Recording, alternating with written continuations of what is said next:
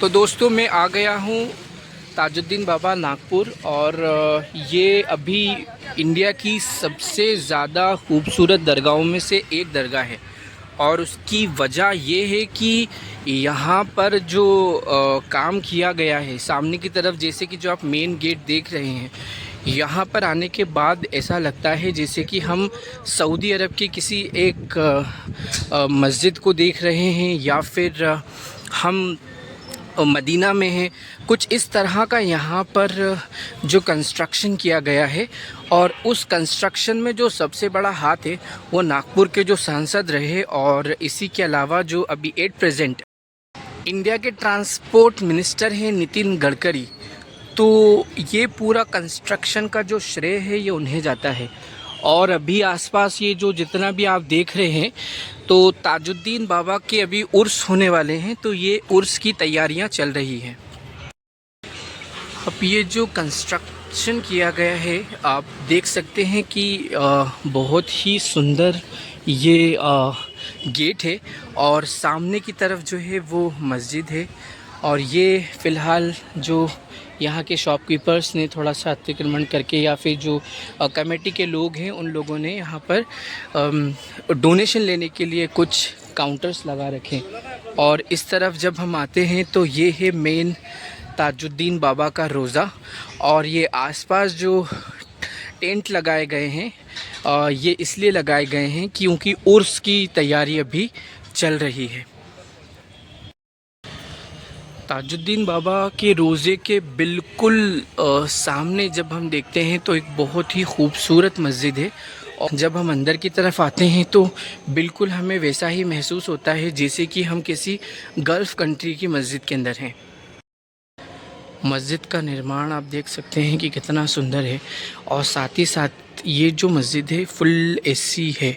और ये जो सामने मस्जिद में आप देख रहे हैं ये बाबा ताजुद्दीन का तख़त है, जिस पर बाबा ताजुद्दीन कभी बैठा करते थे। दोस्तों, हज़रत बाबा ताजुद्दीन का जन्म 1861 में हुआ था, और उसके बाद में आपकी फ़ैमिली में आपकी फ़ैमिली ने आपके पढ़ने का काफ़ी इंतज़ाम कराया, और आपने पर्शियन, उर्दू, हिंदी, इंग्लिश ये सारी ज़बानों का इल्म हासिल किया। और उस इल्म हासिल करने के साथ में आपको गवर्नमेंट जॉब लगी। आप एक सिपाही की हैसियत से ब्रिटिश गवर्नमेंट में रहे, और आपकी पोस्टिंग सागर में हुई। और उसके बाद में एक नई चीज़ ये होती है कि आपका ये जो पूरी जो गवर्नमेंट की जॉब्स थी और ये जो अर्निंग्स थी, इन सभी चीज़ों से आपका फिर दिल उचट गया। और एक सबसे बड़ी बात ये हुई कि आप बरहना घूमने लगे। अब ये बात बाबा ताजुद्दीन के घर वालों को मालूम हुई, और जब उनके घर वालों को मालूम हुई तो फिर उनको नागपुर के मेंटल हॉस्पिटल के अंदर एडमिट किया गया। अब नागपुर के मेंटल हॉस्पिटल में बाबा ताजुद्दीन को एडमिट तो कर दिया गया। अब उसमें एक नई चीज़ ये हुई कि आप रहमतुल्लाह अलैह जब वहाँ पर एडमिट हुए तो लोग ये बताने लगे कि वो तो हॉस्पिटल में थे ही नहीं, नागपुर के अलग अलग हिस्सों में उन्हें देखा गया। इस तरह से ये सारी खबरें फैलने लगी। तो जब ये बात फैली कि आप अलग अलग जगहों पर मौजूद हैं, तो उस वक्त के जो मेंटल हॉस्पिटल के ब्रिटिश ऑफिसर थे, उन्होंने आप रहमतुल्लाह अलैह को एक स्पेशल जो हॉस्पिटल का रूम है उसमें कैद कर दिया, और पूरी नज़र रखने को कहा गया कि देखें कि ये कहीं बाहर तो नहीं निकलते। तो दोस्तों, अब इसमें एक चीज़ ये हुई कि पूरा पैक करने के बाद भी ये कहानियाँ और ज़्यादा फैलने लगी कि हकीकत में आप रहमतुल्लाह अलैह तो मेंटल हॉस्पिटल में थे ही नहीं, लेकिन एक ही वक्त में आपको अलग अलग जगह देखा जाने लगा। अब ये बातें दोस्तों बहुत दूर तक फैली। दोस्तों, ये बात पहुंची नागपुर के जो महाराज थे, श्रीमंत रघुराव भोसले। श्रीमंत रघुराव भोसले स्पेशली ब्रिटिश ऑफिसर से मिले, और उन्होंने 1000 रुपये की पेनल्टी देकर बाबा ताजुद्दीन को हॉस्पिटल से अपने पैलेस में लेकर आए। और इसी तरह से जो ब्रिटिश ऑफिसर्स थे, जब उनको ये पूरी कहानियाँ मालूम चली, और ये बात हकीकत भी हुई क्योंकि उन लोगों ने भी बाबा ताजुद्दीन को अलग अलग मकाम पर देखा। तो फिर उसके बाद ब्रिटिश ऑफिशियल्स ने परमिशन दी और परमिशन देने के बाद में बाबा ताजुद्दीन रहमतुल्लाह अलैह श्रीमंत रघुजी राव भोसले के पैलेस के अंदर महल में रहने लगे।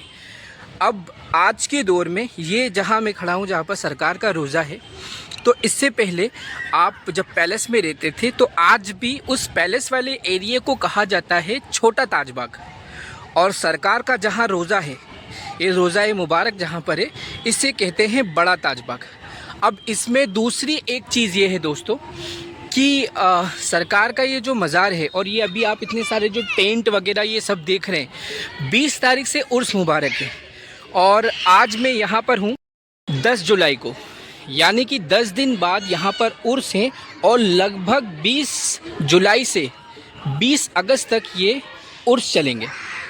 लगभग 1 महीना पूरा उर्स चलेंगे और ये पूरे उर्स की यहाँ पर तैयारी हो रही है। सरकार पैलेस में थे महाराज रघुजी राव भोसले के, तो वहाँ पर बहुत सारे बड़े ऑफिशियल्स सरकार से दुआ के लिए आते थे। तो उसमें एक बताया जाता है कि गांधी जी भी वहाँ पर पहुँचे, तो गांधी जी ने देश की आज़ादी के लिए आपसे दुआ करने को और कुछ वहाँ एडवाइस मांगी। तो आप फरमाते हैं कि तुम्हें फाटक में जाना होगा, यानी कि जेल जाना होगा। और हुआ भी ये कि जब आप गांधी जी गए तो एक जेल जब गए तो देश में एक तरह का आंदोलन होने लगे, विद्रोह होने लगा, और ये एक सरकार की करामतों में से एक करामत है। सरकार के रोज़े का मेन एंट्रेंस है, यहाँ से सरकार के रोज़े में एंट्री ली जाती है। तो दोस्तों ये है सरकार का रोज़ा मुबारक, और वैसे यहाँ पर अंदर से वीडियो लेना अभी अलाउड नहीं है, तो वैसे बाहर से इतनी परमिशन दे दी गई थी कि आप सरकार के रोज़े की ज़ियारत कर सकें। तो मैंने यहाँ से इतना वीडियो ज़रूर बनाया कि आप रोज़े की ज़ियारत तो ज़रूर कर सकें। और यहाँ से मेन एंट्री है और यहीं से हम आउट भी होते हैं। इसके अलावा दूसरा भी रास्ता है सरकार के रोज़े से बाहर आने का। और जैसे कि उर्स की तैयारी देखते हुए वैसे परमिशन नहीं दी, वैसे काफ़ी यहाँ के जो मुजावर हैं काफ़ी लीनियन हैं, काफ़ी सपोर्टिव हैं। दोस्तों ये वो पालकी है जो महाराज रघुजी ने आपके लिए इंतज़ाम कराया था और आप इसी से सफ़र करते थे। देख सकते हैं कि यहाँ पर महाराज ने सरकार का जो इसमें जिस वक्त बैठते थे उसी अंदाज़ के अंदर यहाँ पर एक तस्वीर भी लगी हुई है। दोस्तों अभी तक की ये पहली ऐसी दरगाह है जहाँ पर गवर्नमेंट का इन्वॉल्वमेंट है पूरे कंस्ट्रक्शन में और डेवलपमेंट में, और वो भी बहुत अच्छा किया गया। आप देख सकते हैं कि ऊपर का जो झूमर वगैरह और सामने की तरफ जो सफाई करने की ये जो आप देख रहे हैं, जो मक्का और मदीने में जो सफाई करने की गाड़ी है वैसी ही गाड़ियों का यहाँ भी इस्तेमाल हो रहा है। तो ऐसी पहली अभी तक की ये दरगाह है जहाँ पर गवर्नमेंट के इन्वॉल्वमेंट के साथ इतना अच्छा काम हुआ है। अभी तक मेरी आपने जितनी भी वीडियोस देखी हैं उन सभी वीडियोस में मैंने ये बताया है कि गवर्नमेंट के द्वारा बहुत सारा भेदभाव हो रहा है। जो मैंने आपको हाजी अली दरगाह दिखाई थी और जितने भी मेरे वीडियोज़ हैं सभी बुज़ुर्गों के, उनमें भेदभाव वाली मैंने बात की है। लेकिन यहाँ पर एक बात अलग है। तो एक चीज़ ये कि जो नितिन गडकरी हैं, जो सांसद हैं और ट्रांसपोर्ट मिनिस्टर हैं, उनके सपोर्ट के साथ में ये काम हुआ। और बल्कि मैं ये कहूँगा कि जो दरगाह कमेटी है बहुत अच्छा यहाँ पर काम करके दिया गया था, और उस हिसाब से यहाँ पर अभी तक जो दरगाह कमेटी है उन लोगों ने इसे दोबारा से उसी लेवल पर नहीं रखा।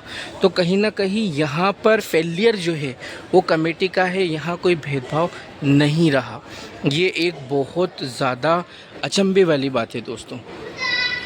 दूसरा, मेरे वीडियोज़ में मैं आपको हमेशा ये बताते आया हूँ कि जो ब्राह्मणवादी धर्म है उसमें जो 4 वर्ण हैं उन 4 वर्णों को मिलाकर मुसलमानों ने या अरबों ने जो या पर्शियंस ने, ईरानियों ने एक नाम दिया हिंदू।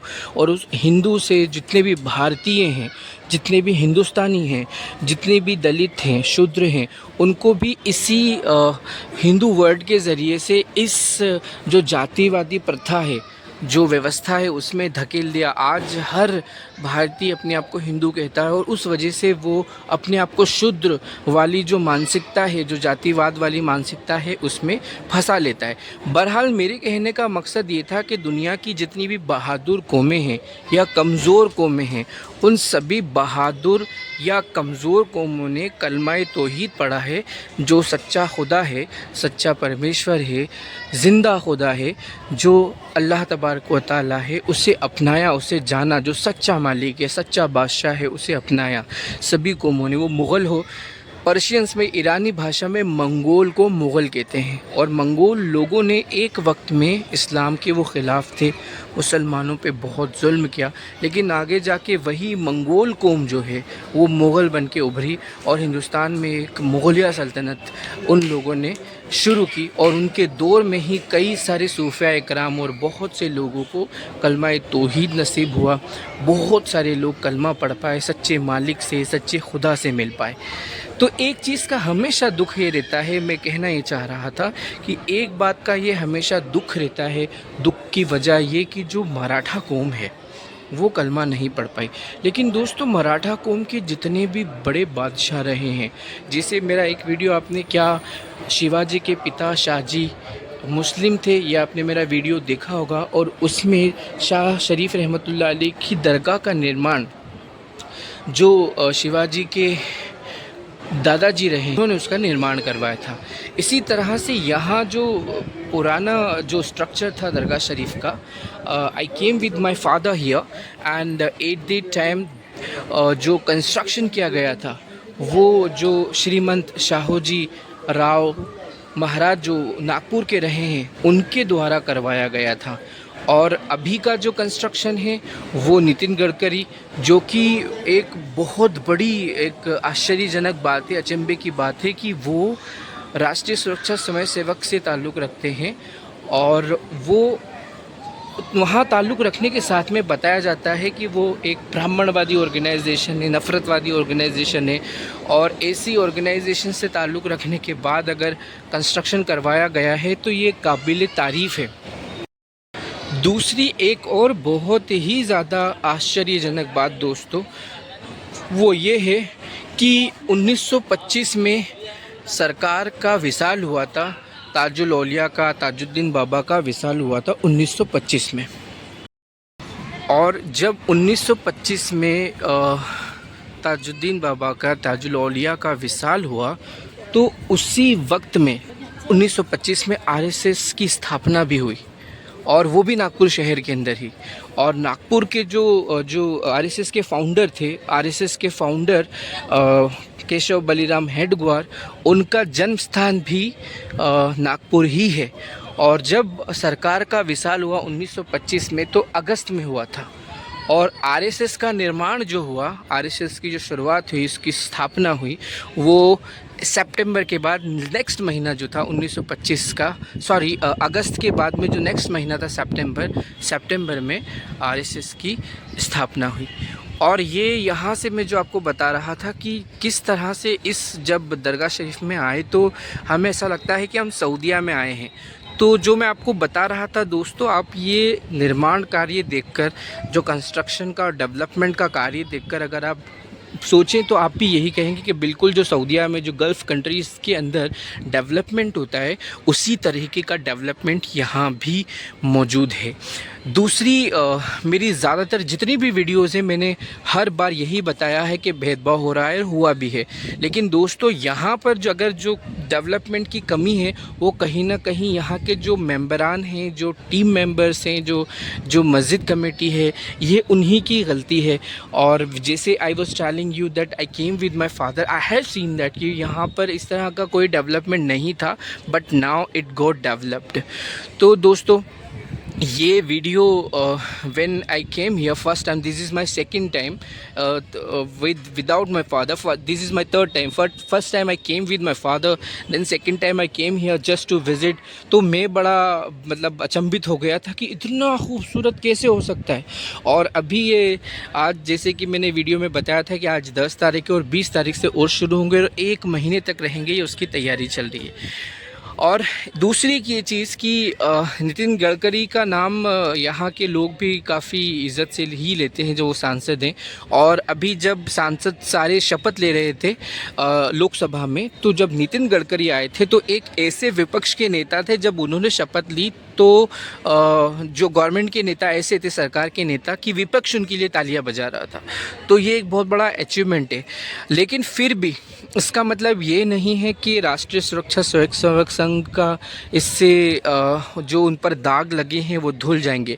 लेकिन एक बात मैं कहूँगा कि क्योंकि राष्ट्रीय सुरक्षा सेवक संघ भी मराठा कौम का जो परंपरा है, जो उनकी एक विरासत है, उस विरासत को लेकर चलना चाहता है। लेकिन उस विरासत में उनमें ये बात देखी गई है, लोग बताते हैं, वो प्रूफ भी बहुत सारी ऐसे आई हैं कि वो नफ़रतवादी हैं। और उन्होंने उनकी वजह से बहुत सारे ऐसे नफ़रतवादी जो ग्रुप्स हैं, जो संगठन हैं, वो वजूद में आए हैं। इसमें कोई दो राय नहीं है। लेकिन फिर भी उनके साथ ऐसे भी लोग जुड़े हुए हैं जो विकास की भी बात करते हैं। लेकिन कहीं ना कहीं जो विचारधारा है, उस विचारधारा से तो वो लोग प्रभावित है ही, जिसके अंदर बहुत सारी नफ़रत भी शामिल है।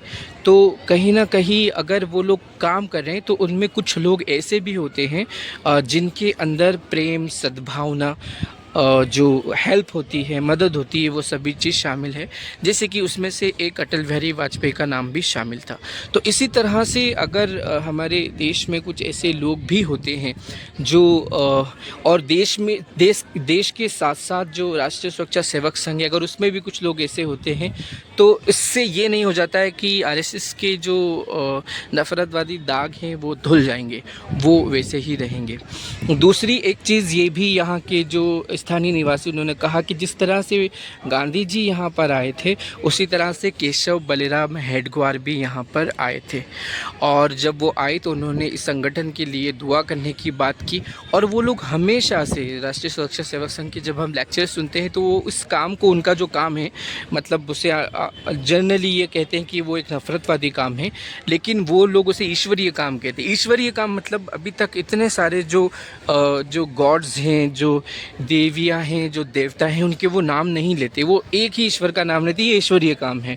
लेकिन दोस्तों, दुनिया में सभी लोग एक ईश्वर की बात करते हैं, एक परमेश्वर की, एक मालिक की, एक गॉड की, एक अल्लाह की बात करते हैं। लेकिन दुनिया में कोई भी एक अल्लाह को नहीं मानता है। क्रिश्चियनिटी में एक खुदा की बात की जाती है, पर वो 3 खुदाओं को मिलाकर एक खुदा मानते हैं। ऐसे ही जो ब्राह्मणवाद है, जो ब्राह्मण धर्म है, उसमें जातिवाद तो है ही, लेकिन और वो एक ईश्वर की बात करते हैं जैसे आरएसएस। लेकिन एक ईश्वर की बात करने के बाद भी वो लोग करोड़ों देवी देवताओं को भी ईश्वर कहते हैं, खुदा कहते हैं। तो ऐसे दुनिया में जिन्हें कितने धर्म हैं जो एक खुदा की बात करते हैं, लेकिन सिर्फ बात करने के साथ वो उस पर अमल नहीं करते। दुनिया में एक ही सच्चे खुदा को, सच्चे बादशाह को, सच्चे मालिक को, एक खुदा को, अल्लाह को पूजने वाला एक ही धर्म है जिसे हम इस्लाम कहते हैं।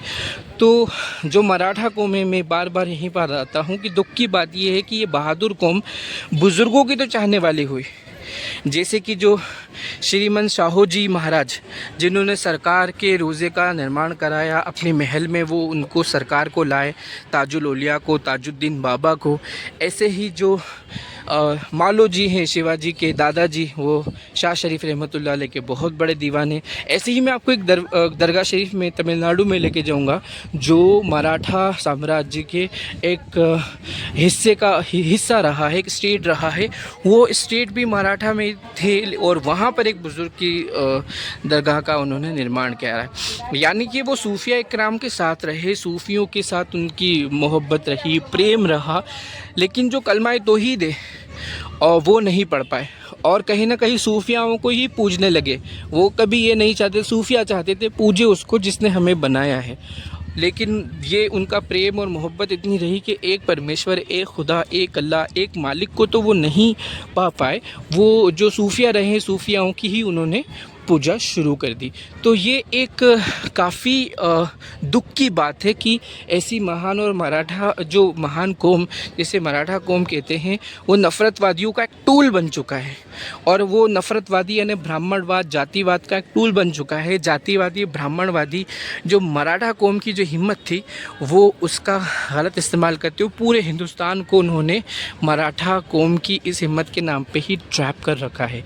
लेकिन दुनिया की जितनी भी कौमें रही हैं, वो पठान कौम हो, वो मंगोल कौम हो जो आगे जाके मुग़ल बनी, वो पर्शियंस कौम हो, वो तातारी कौम हो, जितनी भी महान और पावरफुल कौमें रही उन्होंने कलमा ज़रूर पढ़ा है। बस एक कौम जो रही वो मराठा कौम नहीं पढ़ पाई, लेकिन जिन्होंने कलमा पढ़ाया, जिन्होंने रब से मिलाया, वो बुज़ुर्गों के साथ सूफ़ियों के साथ मराठा कौम के जितने भी बादशाह रहे हैं, छत्रपति रहे हैं या पेशवा रहे हैं, वो कहीं ना कहीं बहुत ज़्यादा चाहने वाले रहे। तो अभी हम जाएंगे छोटा ताजबाग। छोटा ताजबाग वो जगह है जहाँ पर ताजुद्दीन बाबा की दरगाह है, सॉरी वहाँ पर चिल्ला है, बैठक थी, और बैठक वही है जहाँ कभी महल हुआ करता था। श्रीमंत साहू जी महाराज जो रहे हैं उनका, और उन्होंने सरकार के लिए इंतज़ाम वहाँ किया था जब मेंटल हॉस्पिटल से लाने के बाद कि सरकार आप यहाँ पर रुको। तो हम वहाँ जाएंगे और फिर वहाँ पर वीडियो बनाएंगे। मेरे बहुत सारे ऐसे वीडियो कनेक्टेड हैं जो कहीं ना कहीं आपको एक वीडियो से दूसरे वीडियो की तरफ कनेक्ट करते हैं। तो I just request you to watch my all the videos so it will help you to understand many things about religion, about theology, about sociology, about political science. So, and the thing is that I'm so much thankful that you supported me. Now I have completed 1K subscribers because of your support. So thanks a lot, and I thank to Allah as well that He supported me and all the Aulia. So I'm traveling. This is in I'm in Maharashtra. 2-3 videos I will make here, and after that I will complete my journey from Maharashtra. Then I will enter in Telangana. So please keep supporting me. Please like my video, share my video, and subscribe my channel and recommend my videos to others as well. So thank you. अब हम लोग जाने वाले हैं दूसरे मकाम पर जो कि है सरकार का चिल्ला, और जिसे हम छोटा ताजबाग कहते हैं, और ये बड़ा ताजबाग है। और जैसे कि मैंने आपको पूरी तरफ दिखाया, मैं कुछ आपको कुछ और भी जगह दिखाऊंगा दरगाह शरीफ के बाहर की, जहाँ पर ज़िम्मेदारी तो यहाँ के आम नागरिकों की थी, यहाँ की दरगाह कमेटी की थी, उन लोगों की थी। उन लोगों ने यहाँ पर काम नहीं किया है। जैसे आप ये देख सकते हैं कि सामने की तरफ कितना अच्छा कंस्ट्रक्शन वगैरह सब है। अब यहाँ ये नहीं कह सकते कि इसमें सरकार भी वो जो सबसे ज़्यादा सरकार का वो व्यक्ति या फिर वो संगठन का व्यक्ति जो सबसे ज़्यादा भेदभाव के नाम से जाना जाता है, उन्होंने ही इतना आलीशान कंस्ट्रक्शन करवाया, लेकिन फिर भी यहाँ दरगाह कमेटी प्रॉपर नहीं कर पा रही। अब जैसे ये 2 वॉशरूम्स आप देख रहे हैं, कभी आप दरगाह शरीफ आए तो आपको मालूम हो जाएगा कि मैं आपको क्या बताना चाह रहा था कि दरगाह कमेटी उस लेवल पर काम नहीं कर पा रही है। जो उन्हें विरासत दी गई, जो उन्हें विकास दिया गया, जो उन्हें डेवलपमेंट दिया गया, वो डेवलपमेंट पूरी तरह से वो लोग पूरा नहीं कर पाए। सरकार के रोज़े को किसी भी तरफ से आप जब देखेंगे ना दोस्तों, तो आपको एहसास होगा कि कितना सुंदर काम करवाया है यहाँ की गवर्नमेंट में, स्पेशली जो व्यक्ति है नितिन गडकरी ने। जैसे कि सरकार के जो रोज़े में आने की 2 एंट्रेंस है, ये दूसरा एंट्रेंस है, और गेट से ही आपको एहसास होने लगता है कि कितना सुंदर यहाँ पर एक एंट्रेंस है। और अभी भी ऐसा ही नहीं है कि कंस्ट्रक्शन का काम बंद हुआ है, अभी भी कंस्ट्रक्शन का काम वैसा ही चल रहा है। और बाहर की तरफ जो जाते हैं तो कहीं ना कहीं जब बाहर जाते हैं तो मुस्लिम बहुत ज़्यादा बैकवर्ड हैं। अब उसमें मुस्लिम्स बैकवर्ड हैं या उनके लीडर्स के वजह से, जो उनके मजहबी लीडर्स हैं या जो उनके पॉलिटिकल लीडर्स हैं, या गवर्नमेंट उसके लिए रिस्पॉन्सिबल है, ये अपने आप में बहुत बड़ा सवाल है कि किन की वजह से मुस्लिम्स आज बैकवर्ड हैं, या वो ख़ुद अपनी वजह से बैकवर्ड हैं, या उनके रिलेटिव्स जो खुद तो डेवलप हो चुके हैं, खुद तो सक्सेसफुल हैं, लेकिन वो अपने दूसरे जो रिलेटिव्स हैं वो उनके लिए काम नहीं करना चाह रहे हैं। तो ये एक सवाल आपके लिए मैं छोड़ता हूँ, क्या हम ज़िम्मेदार हैं या मुस्लिम्स खुद ज़िम्मेदार हैं, या हमें भी ज़िम्मेदारी लेना चाहिए या उन्हें भी ज़िम्मेदारी लेना चाहिए कि एक वक्त में ये कौम जो थी ये डेवलपमेंट की तरफ जाती थी, डेवलप कौम थी। जिस तरह से अंदर का हिस्सा आप लोग पूरा देख रहे हैं, बाहर का हिस्सा वैसा नहीं है। क्योंकि जो यहाँ की गवर्नमेंट थी, जो यहाँ के सांसद थे नितिन गडकरी, जिससे कि सरकार से यहाँ के जो महाराज थे वो भी एक वक्त में गवर्नमेंट थी, तो जो श्रीमंत शाहूजी राव महाराज रहे हैं वो जैसे सरकार से बहुत ज़्यादा निस्बत रखते थे, प्रेम रखते थे, तो उन्होंने यहाँ का काम कराया। वैसे ही आज जो यहाँ के महाराज हैं, जो यहाँ के सांसद हैं, मेंबर ऑफ पार्लियामेंट हैं, नितिन गडकरी जो सरकार में सेंट्रल मिनिस्टर भी हैं, तो उन्होंने यहाँ का काम करवाया है और बहुत ही लाजवाब काम करवाया है, काबिल तारीफ़ काम करवाया है। और ये जो सामने आप देख रहे हैं यहाँ पर झूले चक्री वगैरह लग रहे हैं, तो क्या मुस्लिम सिर्फ झूले चक्री झूला झूलने के लिए हैं? और एक दूसरी एक चीज़ ये भी रही है कि आरएसएस जो है एक ऐसी ऑर्गेनाइजेशन है कि मराठा साम्राज्य में भी जो तख्त के लिए बहुत सारे झगड़े हुए हैं, एक दूसरे को मारा है, भाई ने भाई को मारा है सिर्फ तख्त के लिए। मुग़ल साम्राज्य हो या उस्मानी सल्तनत हो, वहाँ भी सीन यही रहा है कि पावर के लिए, प्रसिद्धि के लिए, ताकत के लिए, पैसों के लिए अपने भाई को, अपने रिश्तेदारों को, अपनी कौम को धोखा दिया है। वो मीर जाफ़र हो जिसने सिराजुद्दौला के साथ धोखा दिया और रॉबर्ट क्लाइव जीता, और जीतने के बाद में हिंदुस्तान में पहली ब्रिटिश हुकूमत हुई बंगाल में। तो आरएसएस राष्ट्रीय सुरक्षा सेवक संघ जो शुरुआत हुई थी, कहीं ना कहीं वो इसी मद्देनज़र एक ऐसी संस्था बनाई गई थी जो जिसमें ऐसे लोग आए जो प्रसिद्धि नहीं चाहते, जो पावर नहीं चाहते, जो पैसा नहीं चाहते। और ये ऑर्गेनाइजेशन आके जाके बहुत फूली फली। डॉक्टर केशव बलिराम हेडगेवार ने जो ऑर्गेनाइजेशन बनाई थी, यहाँ मैं आपको बता रहा हूँ उनका घर। तो दोस्तों ये है आरएसएस के संस्थापक केशव बलिराम हेडगेवार का जन्म स्थान, जिन्होंने आरएसएस की शुरुआत की थी। जब मैं सरकार के रोज़े की तरफ आ रहा था तो मुझे रास्ते में उनका घर दिखा, तो मैंने उसका वीडियो बना लिया ताकि आपको दिखा सकूं। तो आपने केशव बलिराम हेडगेवार का घर देखा, ये आरएसएस के संस्थापक थे। वैसे मैं आरएसएस के जो जहाँ से शुरुआत उन्होंने की थी वहाँ भी मैं गया था। इंडियन मिलिट्री की तरह वहाँ पर पूरा इंतज़ाम है, वहाँ पर पूरा मेरा बिल्कुल इंडियन मिलिट्री ही वहाँ पर मौजूद है। वहाँ मुझे वीडियो नहीं बनाने दिया गया था।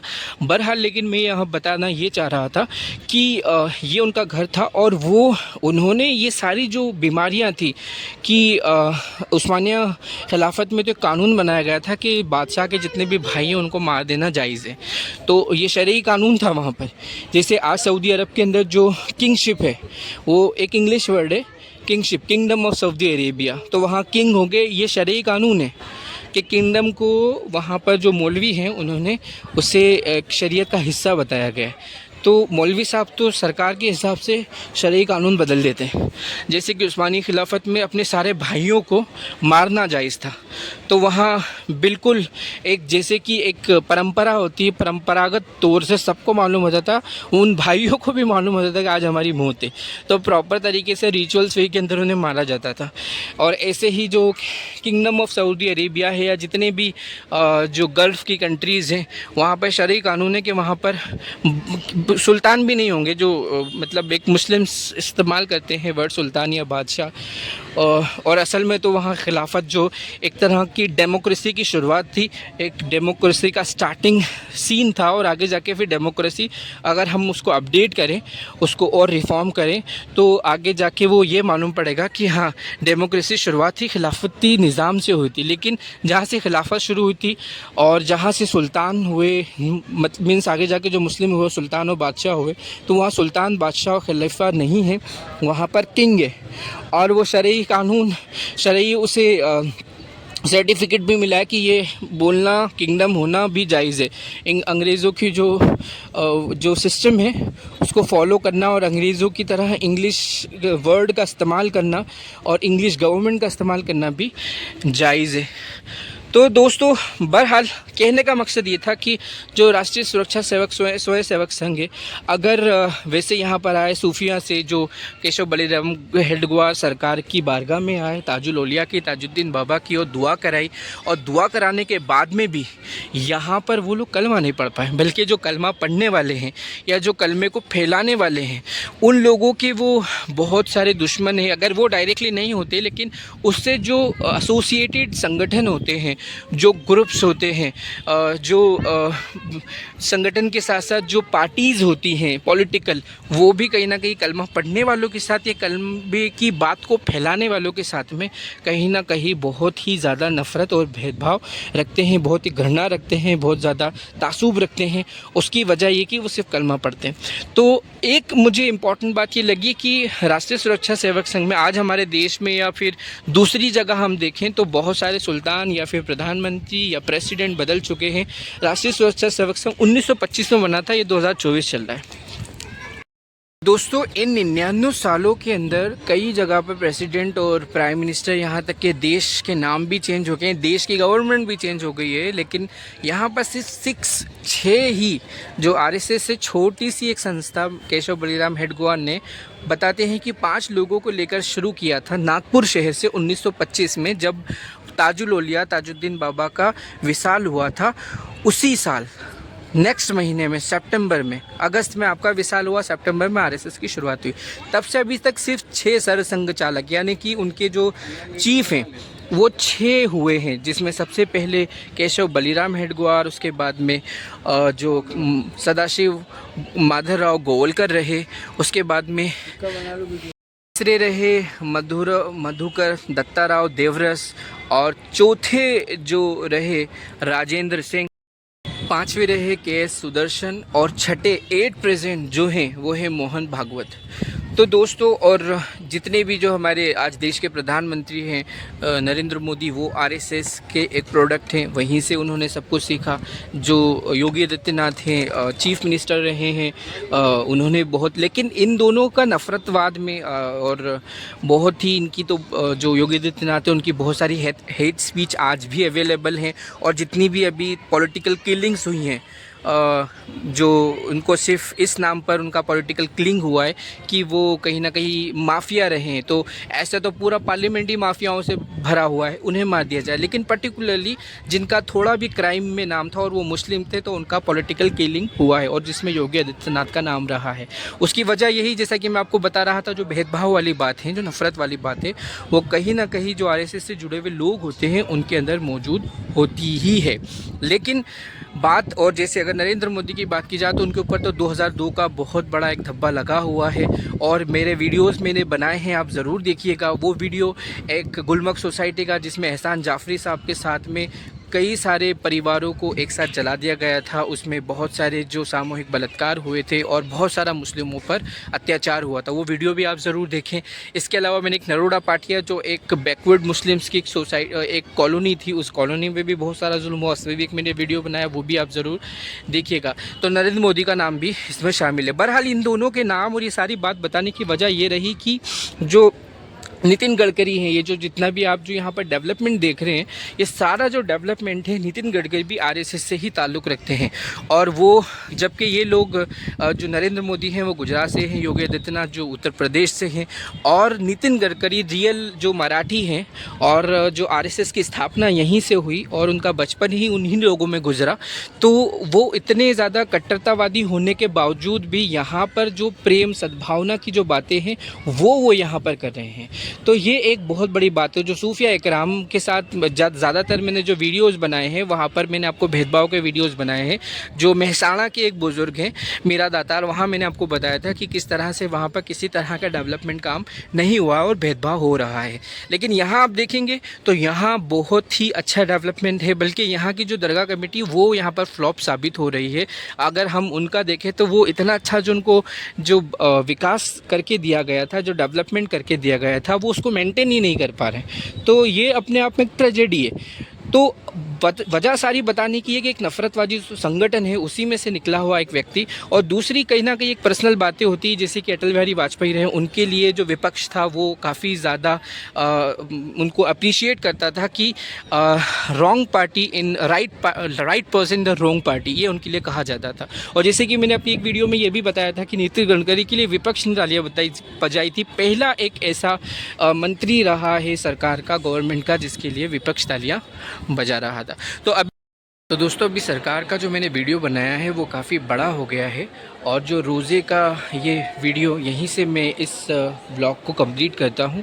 जो छोटा ताज़ा बाग है जहाँ सरकार का चिल्ला है, तो वो मैं अगले वीडियो में बनाता हूँ और उसे फिर मैं अपलोड कर दूँगा और वहाँ की इन्फॉर्मेशंस भी आपको दे दूँगा।